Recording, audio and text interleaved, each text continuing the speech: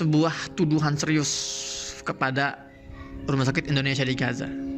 Salah seorang juru bicara militer Israel yang namanya itu Daniel Hagari, 17 jam yang lalu dia merilis di akun channel YouTube-nya. Kalian cek dia, IDF. Setiap hari mereka rilis menyampaikan berbagai perkembangan serangan-serangan mereka ke Gaza.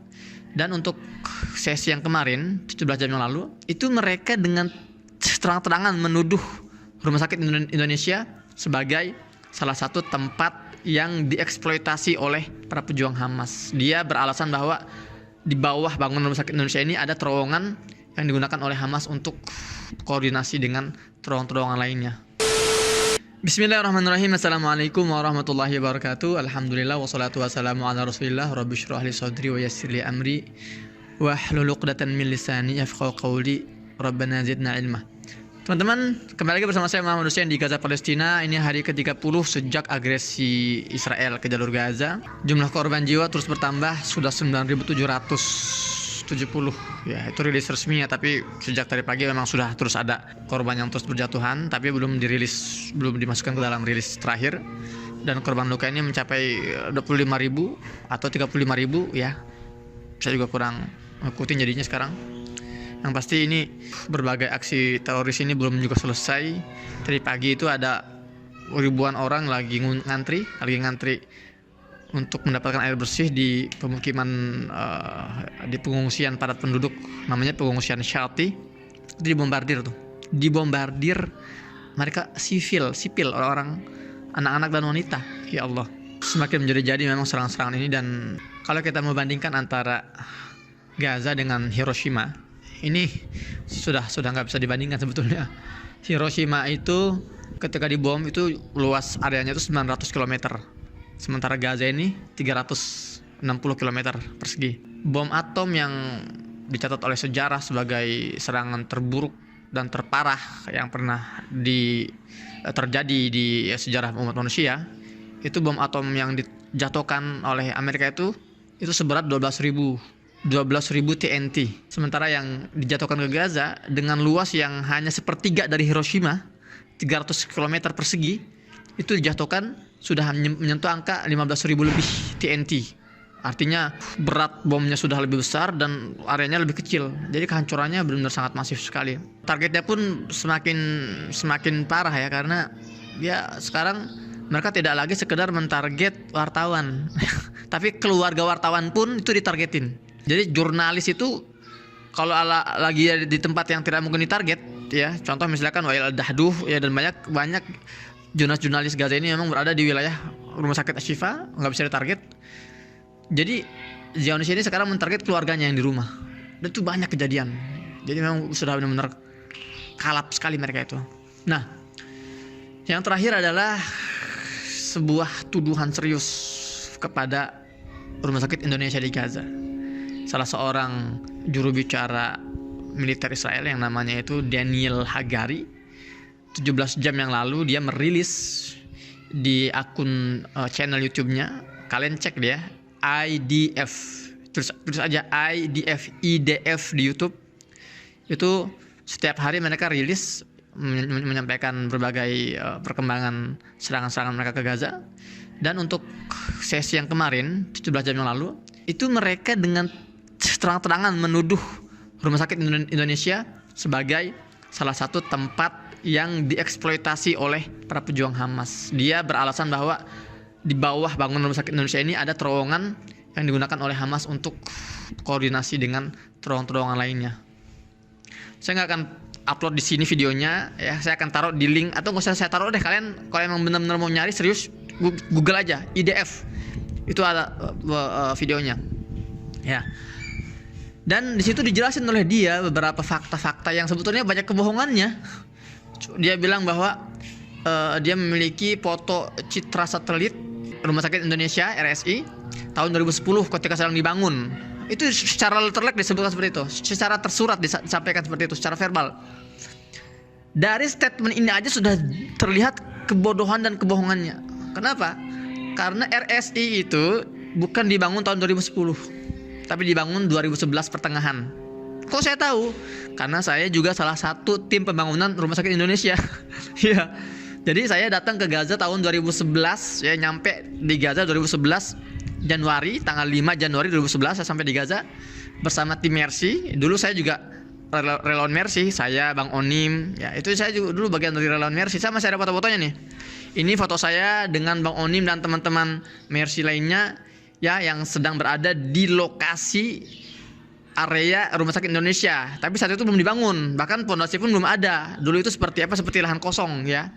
Dan ini adalah foto saya dan teman-teman juga. Kita berdiri di depan mobil milik Mercy ya, itu mobil yang sudah hancur, yang ditarget oleh Zionis Israel di hari pertama tanggal 7 Oktober tahun 2003 ini.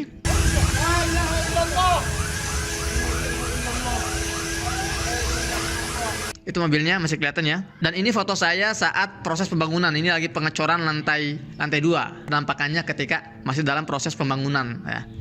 Jadi memang proses pembangunan RSI itu benar-benar dipantau oleh kami, oleh orang Indonesia dari A sampai Z, dari awal sampai akhir.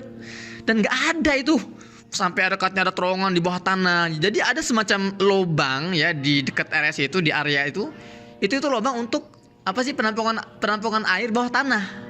Jadi kan karena kebutuhan airnya kan besar, nggak mungkin kita buat drum yang besar di atas ya. Jadi dibuatnya tuh drum underground gitu loh. Drum tangki bawah tanah. Itu dituduh sebagai lubang terowongan para pejuang. Astagfirullahaladzim. Nah, itu dari satu kebohongan, dan masih banyak kebohongan lain.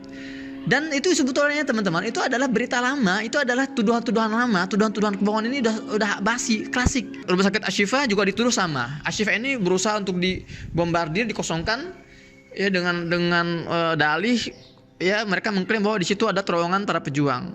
Dan itu sudah dibantah oleh salah seorang dokter dari Eropa, dari Uni Eropa.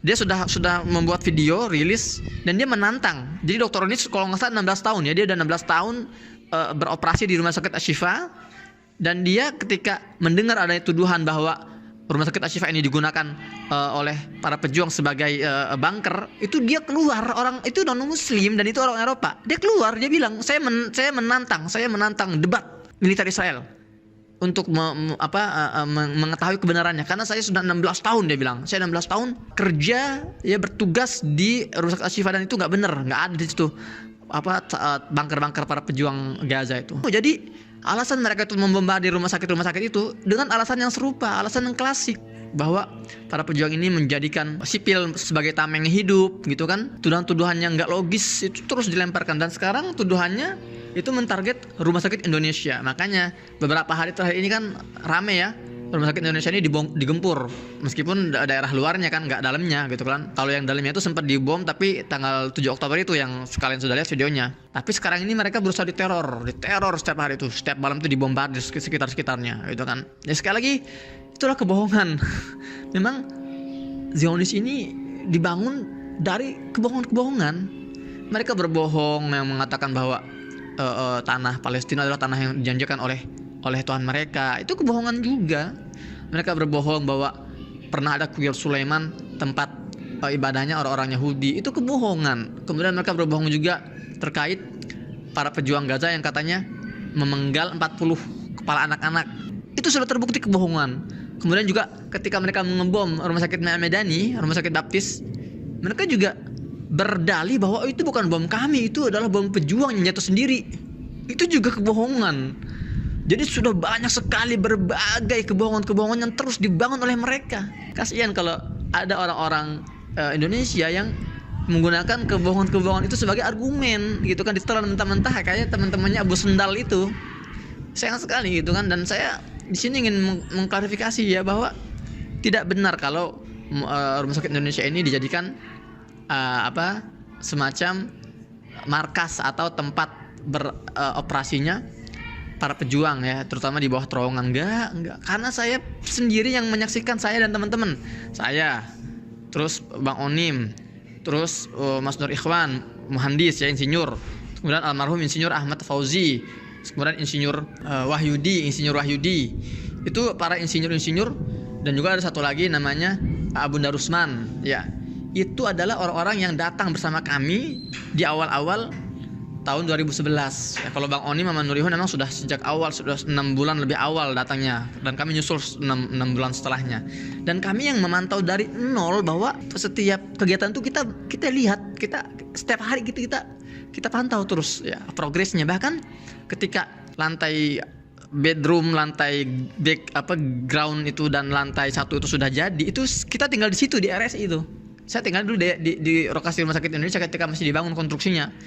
Jadi nggak bener kalau misalnya di situ ada sarang-sarang para pejuang seperti yang dituduhkan oleh mereka. Ya lagi-lagi ini adalah sebuah bentuk frustasi dan depresi ya, karena mereka tidak bisa mengalahkan para pejuang, mereka tidak bisa mentarget para pejuang. Akhirnya mereka berusaha mencari pembenaran. Oh, kami nggak bisa mengalahkan mereka karena para pejuang ini bersembunyi di bawah rumah sakit ya, dengan alasan ya agar mereka ntar bisa mengosongkan rumah sakit dan mengebom. Ntar kalau sudah tidak terbukti ya mereka akan berdalih lagi, akan berkicau lagi dengan kebohongan-kebohongan lainnya. Begitu ya. Ya Allah ya, saya jadi kasihan aja teman-teman WNI yang ada di RSI sana itu, yang ada di Rumah Sakit Indonesia itu kan ya terus mendapatkan teror ya, serangan-serangan gitu. Ya Allah. Itu teman-teman kurang lebih saya hari ini ingin klarifikasi, karena ada banyak teman-teman ya yang minta saya untuk menjawab masalah ini. Bener gak RSI itu dijadikan sarang teroris atau lokasi bersembunyian para pejuang Gaza ya? Dan itu jawabannya jelas nggak bener. Oke, beralih ke topik selanjutnya, saya mau bicara tentang kenapa sampai sekarang Mas Husain belum keluar gitu ya. Jadi gini teman-teman, ada kesepakatan ya antara Mesir, ya, Israel, Amerika dan pihak Gaza ya untuk membuka pintu perbatasan Rafah untuk beberapa fungsi. Pertama, untuk memasukkan truk-truk bantuan dari luar ke Gaza. Itu yang pertama. Kedua, juga untuk membiarkan akses keluar untuk warga negara asing, terutama warga negara Amerika gitu ya, yang terjebak di jalur Gaza. Dan ketiga, fungsinya adalah untuk mengeluarkan korban luka parah yang harus dirawat di Mesir, karena di Gaza sudah tidak mungkin dirawat itu. Jadi ada ratusan, ada ribuan bahkan jumlahnya kan. Itulah transaksinya.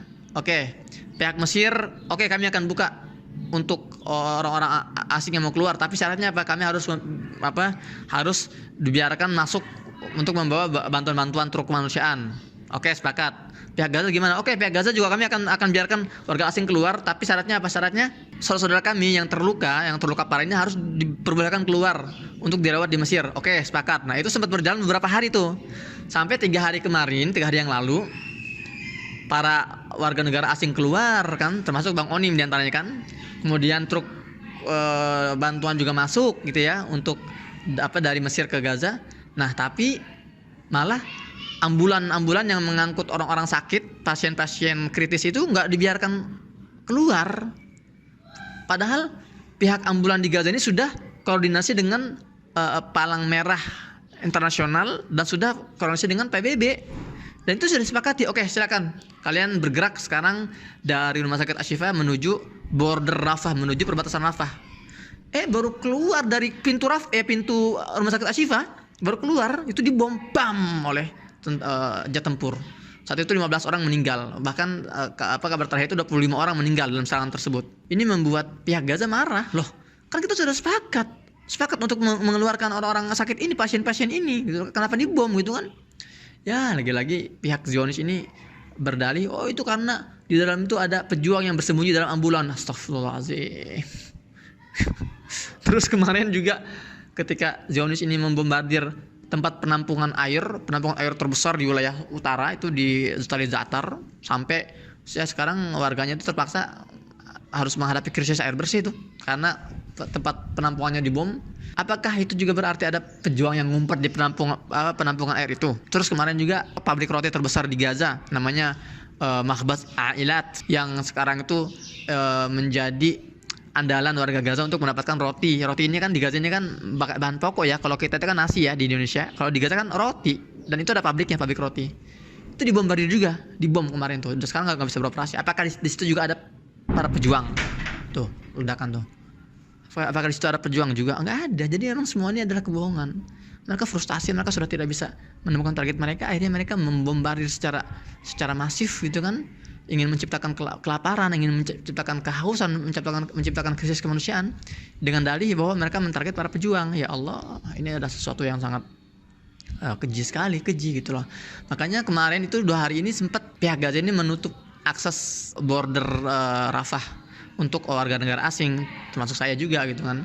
Kenapa? Karena mereka menuntut, kalian orang-orang asing enak aja keluar, kenapa kami nggak bisa mengeluarkan korban luka kami? Dan itu saya maklumi, oke lah, kalau itu saya juga nggak akan keluar, karena saya juga nggak enak saya keluar sementara korban-korban luka itu nggak dikeluarkan gitu kan. Ya nggak fair lah. Makanya alhamdulillah hari ini sore ini saya tadi mengikuti follow up berita, sudah diperbolehkan keluar beberapa ambulan, dan juga beberapa warga negara asing pun juga sudah ada yang keluar gitu kan. Nah, saya masih nunggu saya nih, kapan giliran saya gitu kan.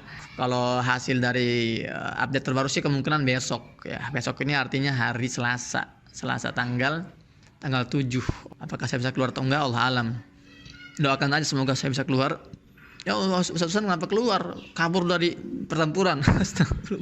Terserah nanti mau ngomong apa ya.